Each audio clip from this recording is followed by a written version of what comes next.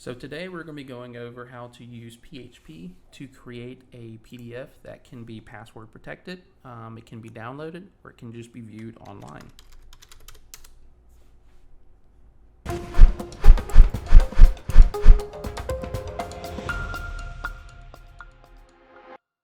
Hey guys, welcome back to a new episode of DevDrawer. Today we're going to be going over how to use PHP to generate a PDF online. We're going to be using a framework called mPDF. If you've never heard of it before, it's basically an entire source library to generate a PDF, and it has pretty cool functionality. And I've tried a few of the other ones, and the one that I've always ended up going back to is mPDF. And I'll show you how to install it. I'll show you how to run it and some of the features that you can do to kind of get off the ground with creating a PDF in PHP. So first thing I'm going to do, inside of my folder, I'm going to create a new file called index.php. It's going to be a very simplistic website. And then I'm also going to run a build task, which you can see in one of my previous videos how to create a build task in VS Code. But essentially what this does is going to open up Chrome and start a local PHP server so that we can actually test our code here. So if I do something like PHP echo test, and if we come over here and refresh the screen, you can see that it echoes out what I'm putting in there. So essentially that's all the build task does. It just opens Chrome and starts the PHP server, which you can see down here. So one of the things that we need to do in order to get this to work is to create, but we need to use Composer to install mPDF. So I'm going to come over here and we're going to open up another command prompt. And then over here, I'm going to do Composer require mPDF. And then that should start creating my Composer files and importing it. I'm currently using version 8.1 of mPDF because it has a lot more functionality than the previous versions do.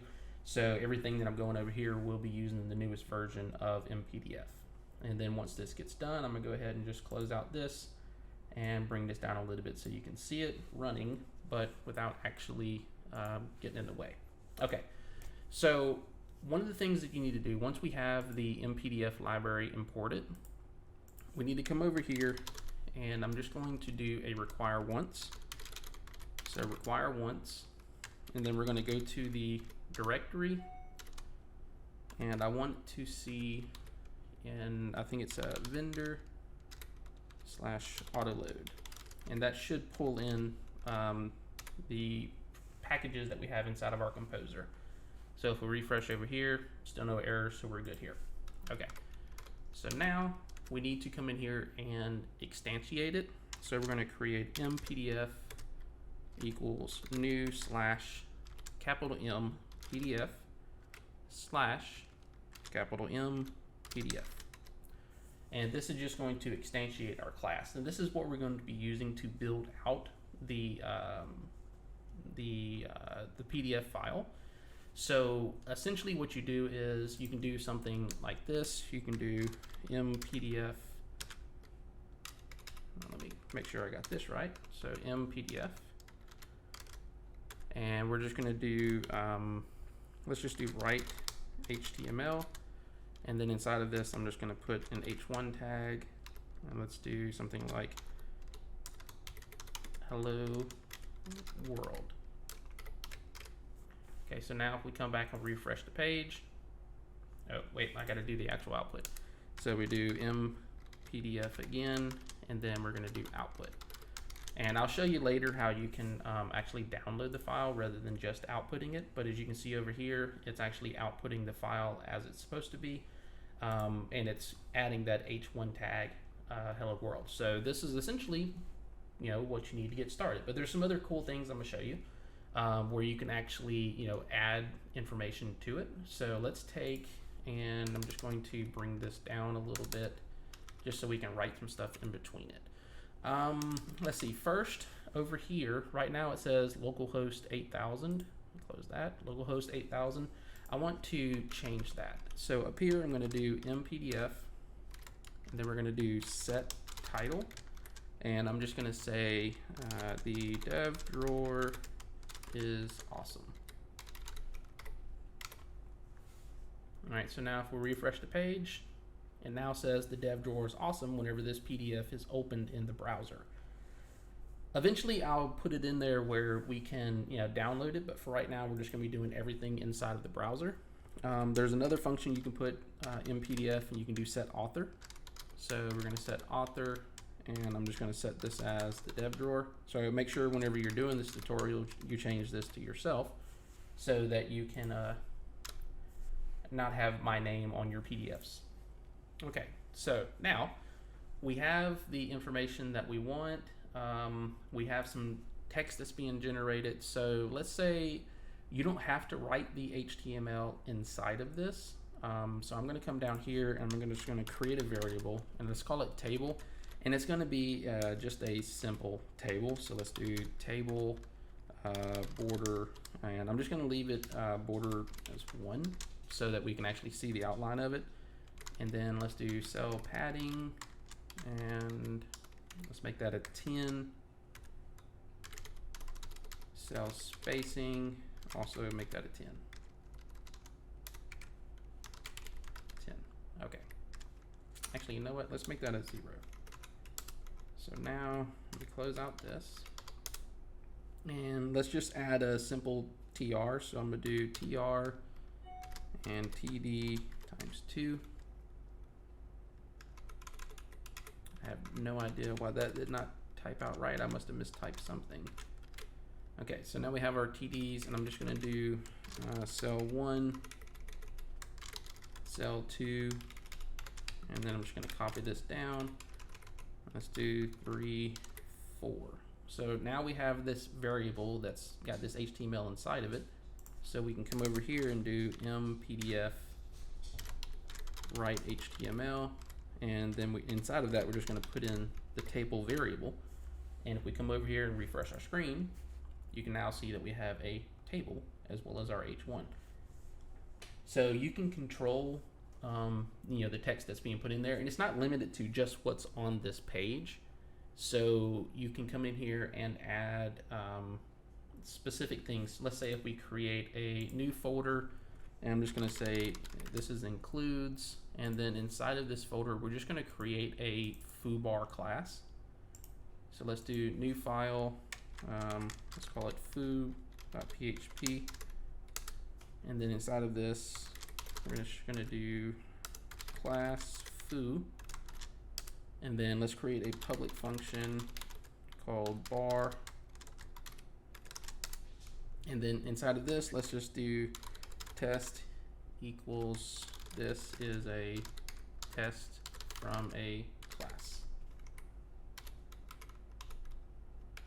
and then let's just return test. Okay, so very simple class. Up here I'm just going to require the file. So instead of doing vendor auto load, we're just going to go to includes / foo.php, and then down here we can write out that code to display whatever we have inside of our class. So in order to do that, it's the same thing. So mPDF write HTML, and then we're going to do new foo bar. Okay, so now if we refresh this, it should have another line of text for us that's coming from our foo class. But let's say maybe I wanted to have this on a second page. There's a way to do that as well. So we can do mPDF add page, which now it will add another page and add that text onto that second page. So now we've created, some generic HTML, which I think for the most part, the HTML works. There's a few things. That's one of the reasons I like mPDF versus the other ones, is that it's a lot easier to work with whenever you're dealing with the web and HTML, because a lot of the the styles or the HTML that you add works. So it's just it's just going over what you can and cannot put in there. for the most part, everything should work. I mean, there's some things in there you might have to go a little old school with, like for example, you know, do your break tags like this, you know, so forth and so on. But for the most part, your general HTML tags will work inside of this. Let's see, I have an image, so I'm going to create a new folder. Let's just call this images, and I have an image that I think it's from my last video that I uploaded. So I'm going to see if I can drag this into here. I cannot. So let me grab that image and pull it over. So give me just a second.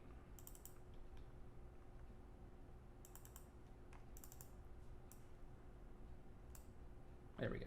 Okay, so that's a screenshot from my video that I used before. So inside of this this class, I'm just going to add in an image reference because the image reference will work as well. So let's do test, and I'm just going to add a new line to it. So image source, and then this is going to be linking out to images 1 JPEG.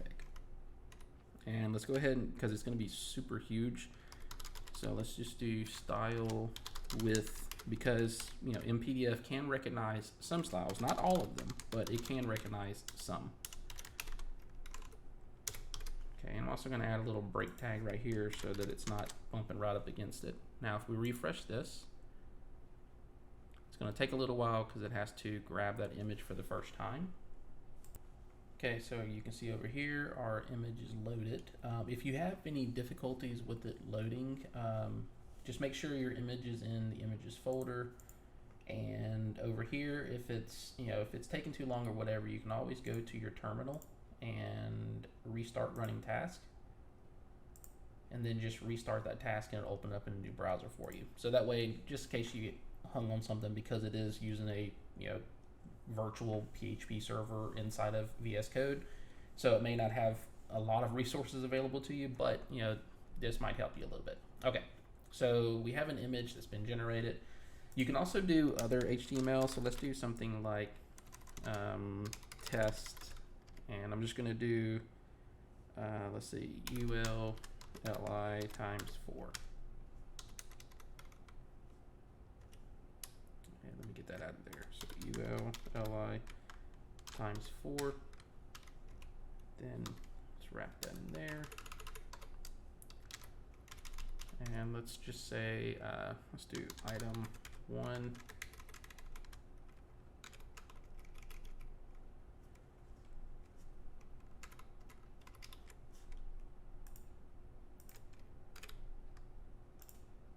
Then let's do item 2, 3, 4. Okay, so now if we come back over and refresh, we have our list. So as you can see, it generates HTML pretty well. There's also some other pretty cool things you can do with this. So let's see, we have close out of this because we don't need this anymore. Let's say we wanted to add a header and a footer. So let's say you want to do page numbers. You can do page numbers. So I think before you go to write any of the HTML, you have to add the footers first. So it's simple, just do mPDF, and then you're going to set footer. And the way that you do this is essentially you just write in text. They have some like short codes, so if you want to do page number, it's page no inside of the curly brackets. Now if we refresh this, it should give us page 1, page 2. If you're like me and you don't necessarily like this line being on the underneath it, you can come over here to right before you establish the footer, you can do mPDF, and then you can remove that. So you can do default footer line equals 0. So that way it removes that line. So if we refresh this, now we just have our page number. But there's another pretty cool thing that you can do inside of your footer. You can split it up with just a line. So let's say if we wanted to have like, I don't know, the document title here. So document title, And then let's say we want to have, I don't know, the date. So we can do, it's a PHP date, so you do date, and then we're going to do FJY. That should give us the full month, the day, and the year. So we got document title. So it should be in 3 columns now. So if we refresh this, we should have 3 columns where it says document title, the date, and the page number it's on. Same thing here. You can also do a header the same way. So what I'm going to do is I'm going to copy this. I'm going to paste it because I also don't want my header to have a line either. So we're going to do header line, and then instead of set footer, we're going to do set header. And let's just say I want to have the document title. So in order for it to line up the way that I want it to, I'm going to keep my my lines in order to make it where it is center aligned. So it's basically saying left, center, right, left, center, right. So now if we come over here and we refresh it again, we have our document title and it is centered to match with our header, and there is no line, so that's good. Let's say also if you are presenting something like it's a proposal or something like that and you're wanting to have it watermarked, there's an easy way to do that as well. So you do mPDF set watermark text, and I'm just going to put in all uppercase the dev drawer. Okay, so now we have the text for our watermark. We have to show the watermark. So we do mPDF show show watermark. This needs to be capitalized, so watermark text again needs to be camel case. And we're just going to set this to true. And then if we refresh the page, it should show the watermark text on both pages. And we can also change the opacity of it. So let's do mPDF watermark text alpha. And let's just set this to 0.1. So that'll make it a little bit lighter for us. Okay, so that's cool. Now, there's also some other things that you can do. So let's say if you wanted to incorporate a style sheet into this. I'm going to go ahead and create a new file, and we're just going to call it style.css. And we don't have to reference it inside of our actual like HTML code that would, you know, go around this or whatever. You can actually add it. So let me go ahead and add just some generic things. First thing I want to do is I'm going to import my font, just because I want to show you that it changes the font as well.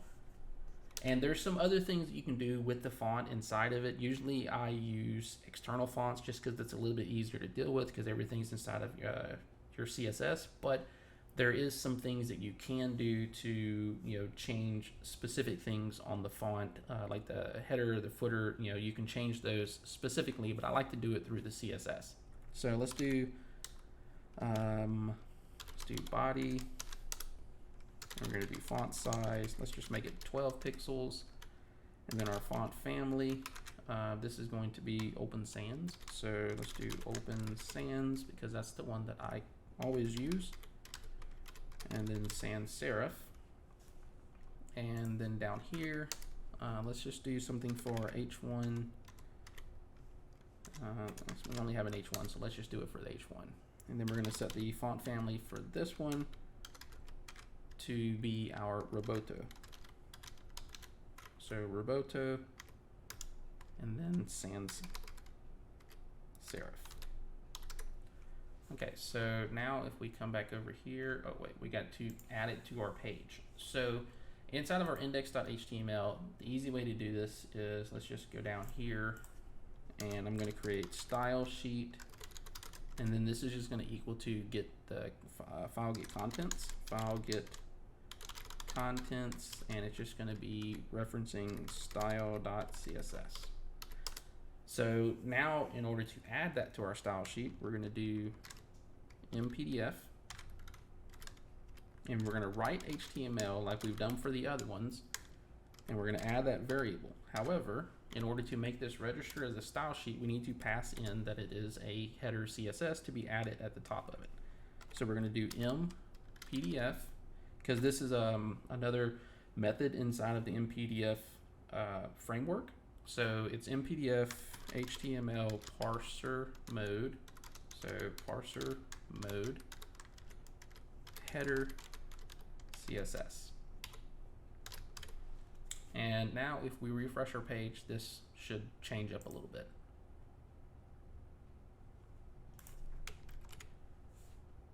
Yes, I think it did. Let me see. So body, let's make this like, I don't know, make it 20 pixels. So I need to see the difference. Make sure I called it right, which is not adding it. So I did something wrong here. So style sheet equals file get contents style.css, which that's right. And then write HTML style sheet mPDF / HTML parser mode header _ CSS. Feels like I'm forgetting something. I think maybe, let me add this. No, it should be fine there. Oh, it's because I'm already writing out some HTML. So let's try that again. There. Now we refresh and it changes the header over here to match the header that we said. Let's see, instead of doing body font, I think we can control it with P font size, let's say 20 pixels. Okay, well, it's not listening to the font size, which is fine. There's some things in CSS that it won't listen to, but there is some things that you can control in the CSS. So the H1, obviously, I've changed the font family for the headers. But let's say I want to change UL, and let's make it list style type none, and then let's do a margin of 0 and a padding of 0. And it changes our list items. So there is some things you can control, some things that you can't. And honestly, I can't tell if it's overwriting the text here. It doesn't look like it is, because this is definitely not Open Sans. So there may be some other things that you can do. Like I said, there's some things that you can do to control the font, but for the most part, you know, there is some things inside of the CSS that you can write that would directly control it. Otherwise, it would be something that you would add into here to modify the font size and the document properties. So let me see. I don't want to change it in the code just because there is a lot of there's a lot of stuff that you need to do with it. Like you need to make sure that you have the font available to you and stuff like that. So I'm not going to go over that, but if you go to mpdf.github.io, it gives you a lot more examples of how you can change you know, the font, add font to it, make it where your text is changed and stuff like that. But this is kind of like the general overview of it. So obviously, you know, this part right here doesn't seem to be working, but the rest of it is not. Did it go Open Sans here? So let's see if it goes Roboto here. I think it's doing it either way. So Open Sans. Okay, so it's using Roboto. Well, it's something you can work out inside of the mPDF functionality, but I want to go into some more things that you can do that's pretty cool with it. And one of those things is, let me go down to right before we add our page. I want to add a barcode, which is also pretty easy to do inside of this mPDF. So let's do our write HTML, and then inside of this we're going to add a break tag, and then we're going to add barcode, and then the code. You can make this whatever you want it to be. I'm just going to do 1 2 3 4 5 6 7 8 9 0, and then the text is going to be ISBN, or you could also use the default, which is a 1. and then class equals barcode. So now if we come back over here and we refresh our page, should be a barcode there. And you can also use this barcode in the other places. So let's say if I wanted to have a barcode on every page, I could come up to where our footer is, and instead of doing the date like this, I just insert my barcode, and now we have a barcode on the bottom of every page that matches the 1, 2, 3, 4, 5, 6, 7, 8, 9, 0. Okay, let me switch that back to the date. Let's see if I'm missing anything else. There are some things that you can do inside of this call up here to change certain things about the page. So like for example, we can come in here and do orientation. So we can make our orientation, let's make it landscape. So now the PDF will be in landscape mode. So you can change up the paper property sizes and the orientation of it. Also, you can add password protection to it. So right now, let me just remove this. I don't need these anymore. Up here, I'm going to do mPDF, and it's going to be, I think it's set protection. So set protection. And right now, you can put it in a grouping of types. Like for example, inside of this, you could do something like copy and print. So this will make it where they can view it, but they can't copy or print this PDF without typing in a password first. However, I'm not going to do that. I want to block off the entire document. So I'm just going to leave that blank. And then over here, I'm going to do user password. And I want that password to be password.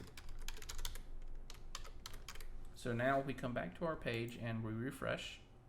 It now says the document is password protected. Please enter a password. And if I enter in password and hit submit, it now opens up that document. Let's see, I'm trying to see if there's anything else that I'm missing. Oh, the output. Okay, so right now we're outputting it to the screen. There is other options for your output. So if you wanted to save it or you wanted someone to be able to download it, that's what you would do here. So I want to have, let's say, file name .pdf, and then I'm going to pass in the flag of download.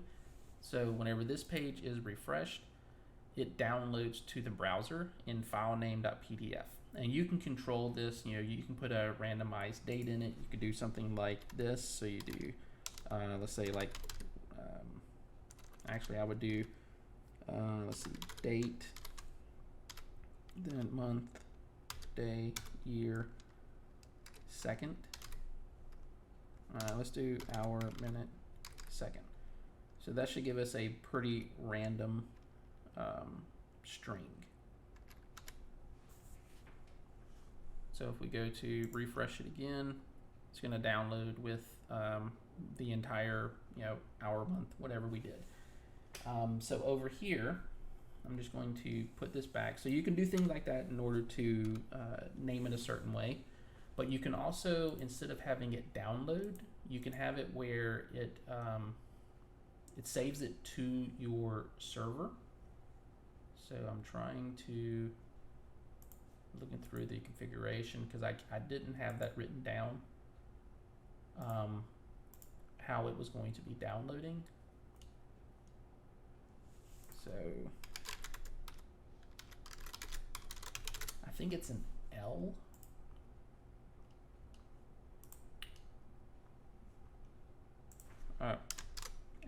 F for file.